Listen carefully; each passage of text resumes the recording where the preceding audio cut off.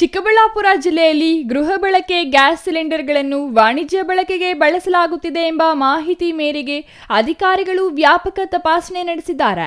ಜಿಲ್ಲೆಯಾದ್ಯಂತ ಒಟ್ಟು 249 ಸಿಲಿಂಡರ್ಗಳನ್ನು ಸೀಸ್ ಮಾಡಲಾಗಿದೆ.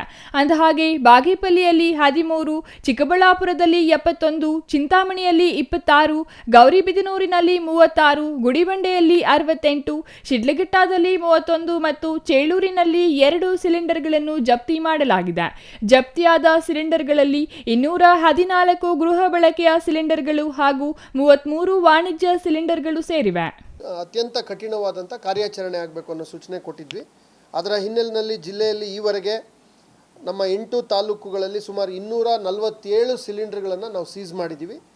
ಅದರಲ್ಲಿ ಬಾಗೇಪಲ್ಲಿನಲ್ಲಿ 13 ಸಿಲಿಂಡರ್, ಚಿಕ್ಕಬಳ್ಳಾಪುರದಲ್ಲಿ 71 ಸಿಲಿಂಡರ್ಗಳು, ಚಿಂತಾಮಣಿನಲ್ಲಿ 26 ಸಿಲಿಂಡರ್, ಗೌರಿಬಿದನೂರಲ್ಲಿ 36 ಸಿಲಿಂಡರ್, ಗುಡಿಬಂಡೆಯಲ್ಲಿ 68 ಸಿಲಿಂಡರ್, ಶಿಡ್ಲಘಟ್ಟದಲ್ಲಿ 31 ಸಿಲಿಂಡರ್, ಚೇಳೂರಿನಲ್ಲಿ 2 ಸಿಲಿಂಡರ್ ಸೀಸ್ ಮಾಡಿದ್ದೀವಿ. ಮಂಚೇನಹಳ್ಳಿ ಹೊಸದಾಗಿ ಆಗಿರತಕ್ಕಂಥ ಒಂದು ತಾಲೂಕಿದೆ, ಅಲ್ಲಿ ಇನ್ನೂ ಯಾವುದು ಸಿಲಿಂಡರ್ಗಳು ಸೀಸ್ ಆಗಿಲ್ಲ. ಹೀಗೆ ಒಟ್ಟಾರೆ 214 ಡೊಮೆಸ್ಟಿಕ್ ಸಿಲಿಂಡರ್ಗಳು, 33 ಕಮರ್ಷಿಯಲ್ ಸಿಲಿಂಡರ್ಗಳು, 247 ಸಿಲಿಂಡರ್ಗಳು ಒಟ್ಟು ಸೀಸ್ ಮಾಡಿದ್ದೀವಿ. ನೋಡಿ, ಇದರಲ್ಲಿ 214 ಡೊಮೆಸ್ಟಿಕ್ ಸಿಲಿಂಡರ್ ಏನು ಸೀಸ್ ಮಾಡಿದ್ದೀವಿ, ಆ ಎಲ್ಲ ಸಿಲಿಂಡರ್ಗಳು ಕೂಡ ವಾಣಿಜ್ಯ ಉದ್ದೇಶಕ್ಕೆ ಬಳಕೆ ಆಗ್ತಿದ್ದದ್ದು ಅಂತೇಳಿ ಸೀಸ್ ಮಾಡಿರುವಂಥದ್ದು.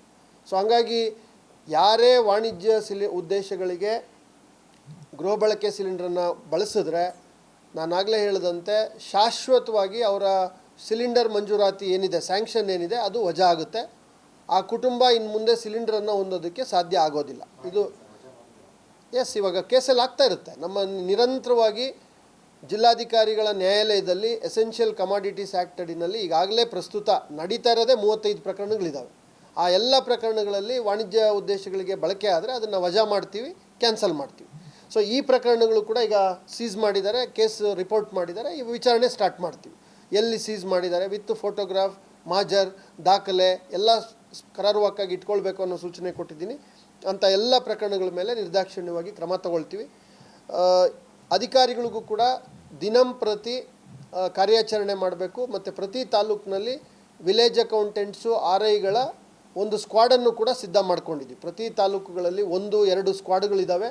ಆ ಸ್ಕ್ವಾಡ್ಗಳು ಅನಿರೀಕ್ಷಿತವಾಗಿ ಯಾವುದೇ ಹೋಟೆಲ್ಗಳಾಗಲಿ, ಯಾವುದೇ ಖಾಸಗಿ ಮದುವೆ ಛತ್ರಗಳು, ಇನ್ನೊಂದು ಮತ್ತೊಂದು ಇಂಥ ಕಡೆಗಳೆಲ್ಲ ಅನಿರೀಕ್ಷಿತವಾಗಿ ಭೇಟಿ ಕೊಡ್ತಾರೆ. ಅಂಥ ಸಂದರ್ಭಗಳಲ್ಲಿ ಈ ಡೈವರ್ಷನ್ಗಳು ಕಂಡುಬಂದರೆ, ಉಲ್ಲಂಘನೆ ಕಂಡುಬಂದರೆ ನಿರ್ದಾಕ್ಷಿಣ್ಯವಾಗಿ ಕ್ರಮಗಳನ್ನು ತೆಗೆದುಕೊಳ್ತಾರೆ. ಸೊ ಈ ಥರ ಇದೆ. ಅದೇ ರೀತಿ ಈ ಕಮರ್ಷಿಯಲ್ ಸಿಲಿಂಡರ್ಗಳು, ನಾವು ಕಮರ್ಷಿಯಲ್ ಸಿಲಿಂಡರ್ಗಳನ್ನ ಸುಮಾರು 33 ಸಿಲಿಂಡರ್ನ ಕಮರ್ಷಿಯಲ್ದು ಸೀಸ್ ಮಾಡಿದ್ದೀವಿ.